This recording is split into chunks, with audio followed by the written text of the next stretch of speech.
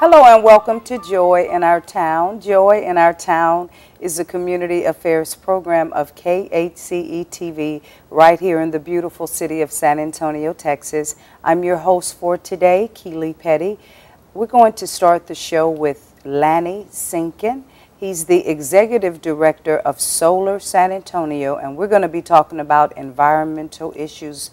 Welcome to the show. Thank you. Pleasure to be here. I'd like for you to start off with giving us a little bit of background on your organization, what you do, how you operate, and we'll just flow from there. Wonderful.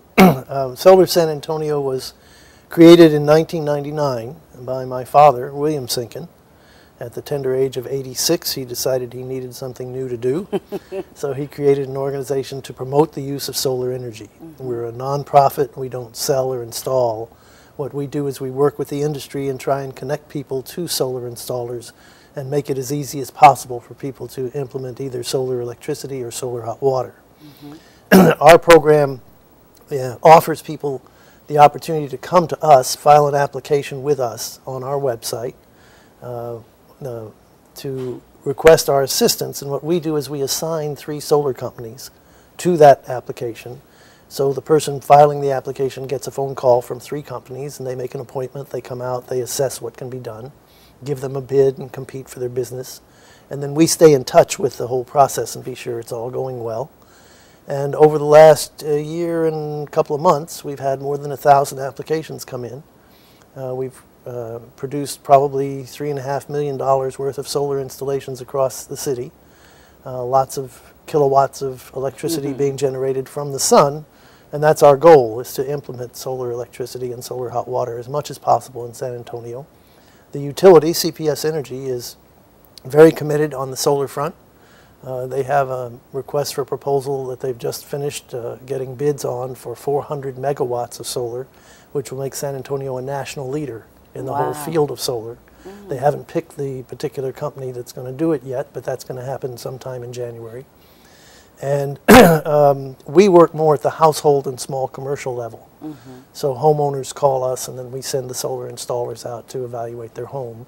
And most people put 30 or 40% of their total electrical load onto the solar, and they see their bills go down. One thing about solar is you always know the fuel price, and that's always zero. So once you've installed the solar, you're good to go, and the systems are good for 25 or 30 years. They're generally paid for within 8 or 9 years, so for the last 20 years or 15 years, it's free, basically free energy you're getting. And we've had a terrific response. People in San Antonio are really waking up to solar, and we're real happy to see it. What impact does the switching over from what we do now to solar, what impact does that have on our environment? Well, you put your finger really on probably the biggest issue we face. People call it global warming. I prefer to call it climate instability. What we have done is we have introduced into the atmosphere massive amounts of gases that trap heat. And that's raising the atmospheric temperature of the planet, which is causing the temperature of the oceans to rise, is causing droughts. And there's been a lot of confusion about this whole topic of climate change and global warming. I find it fairly simple. I read a book in 1986 written by a scientist called John Hamaker, and this was before it ever became a political issue of any kind. And he just described how the weather system on the planet works and how we go from these temperate ages that are maybe 10,000 years long into ice ages that are 90,000 years long. And that's a planetary cycle that we just have gone through many, many times. What we have done is we have added a new dimension to that cycle. We have exaggerated the impact of that cycle. So we see the results in many different forms. You may have massive snowfalls, you may have long-term droughts, you may have floods, we have the ocean sea level rising. All of these things can be traced in part to the burning of fossil fuels. So coal, natural gas, oil. So you're saying human beings have done this? Human beings have done some of it. Wow. There's a natural cycle. What we have done is we've accelerated and amplified that natural cycle. And there were recent talks in Durban, South Africa about doing something about this. And some of the most vociferous groups there were the Association of Small Island Nations. These are island nations that are out in the middle of the ocean watching the ocean rise and inundate their lands and intrude into their fresh water supply. We now have the Marshall Islands. This is a nation asking the international community, what happens when a nation has no land anymore? Are we still a nation? And if so, how? Because our islands are going underwater. So the Association of Small Island Nations are very dedicated to trying to stop what's happening, or at least stop adding to what's happening. It's going to happen. We're way past the point of no return on that. We're going to see the effects of all this gas we've put into the atmosphere, but we can stop adding it. So that's what they were talking about. Then there was another group there called the Least Developed Countries Group, and these are facing things in Africa. They're facing severe droughts like we've had in Texas. Where with no water, there's no crops, and there's going to be famine, and they see it coming. In those nations that rely on the Himalayan mountains, like Nepal, they've relied on the glaciers up in those mountains. The melting from the glaciers provided them their water. The glaciers are disappearing. If the glaciers disappear, there will be no water for those nations. And the third major group was groups that have, nations that have low coastlines, flat coastlines, like Bangladesh. A rise of 6-7 inches in the sea level, that water comes way up into the ocean, into the land. So what happens locally for us? Locally for us in San Antonio, the most likely impacts we're going to see are the drought. The drought. All the climate models are saying we're going to have longer droughts, deeper droughts, more severe droughts, which raises a really complementary issue to energy, which is water. So we're going to have to manage our water very carefully in the face of some major challenges. There's lots of people moving into Texas. Lots of people moving into San Antonio because it's a great place to live. They're going to use water. This natural gas fracking that's going on now, where they're using water to break open shale and get the gas out, uses massive amounts of water. Where is that water coming from? What's the impact going to be if you take the polluted water and put it back out again? Lots of big issues to deal with there. And we are fortunate the San Antonio water system, SAWS, is one of the most progressive utilities in the country on the conservation, reuse, and recycling of water.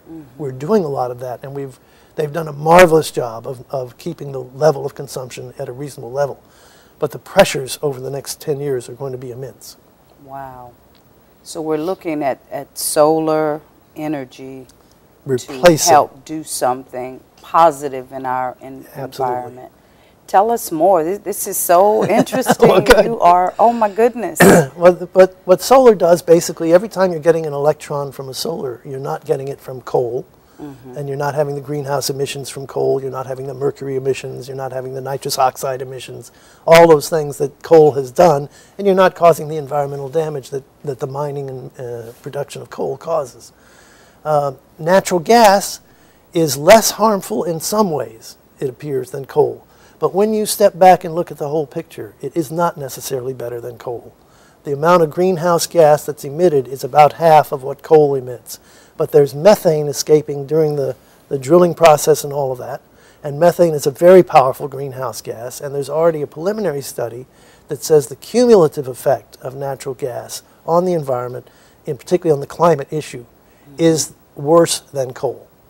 And this is very distressing because here we have this wonderful Eagle Ford shale erupting with thousands of jobs and billions of dollars of investment, and people rushing in to do it, and we see this over and over, without really thinking through, do we really want to move on to natural gas as our primary source? CPS Energy is proposing, after this 400 megawatts of solar, to put in 800 megawatts of natural gas. Well, that's basically a 400 megawatt coal plant in disguise, because natural gas only emits half as much greenhouse gas, but it still emits the gas.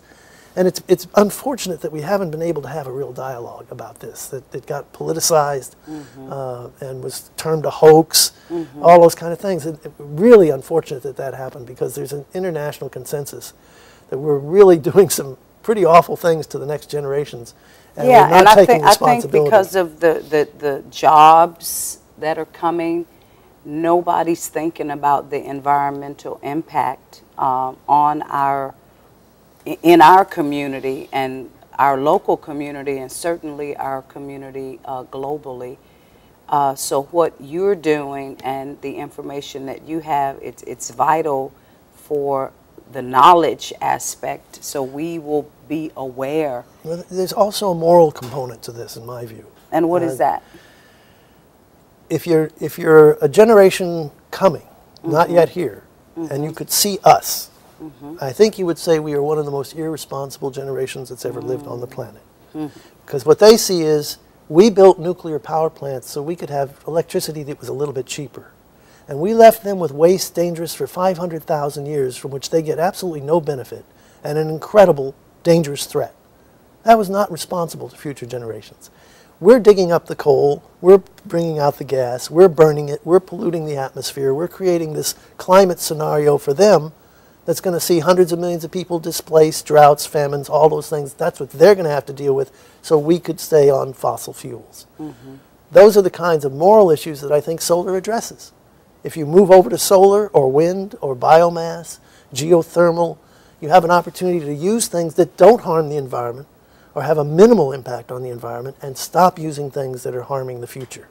So you mentioned earlier that San Antonio was taking a lead. Yes. In our final minute, give us a little bit more information on how we're taking the lead to deal with these environmental issues. CPS Energy, they made a decision. 2 of their oldest coal plants, rather than spend $500,000 putting scrubbers on them and continuing to use them, they're going to decommission them, take them offline in 2015. They're making a major investment in moving forward with solar. They are already one of the largest wind utilities in the country. They have made the commitment on renewables. They haven't necessarily cut off the commitment to fossil, but they've made a major commitment to renewables, which is going to improve San Antonio's environment. In fact, the less coal we use, the more favorable I think we will see our asthma rates in San Antonio. Those kind of linkages are being made, and the utility is making them, and I think it's much to their credit. Wow. Thank you so much for being here and sharing. We have to have you to come back because you're not done. It would be my pleasure. And we're done momentarily. Please stay with us. You always get so much great information when you're watching Joy in Our Town. Please don't touch that dial. We're going to be right back with our second segment momentarily. Thanks for sticking with us.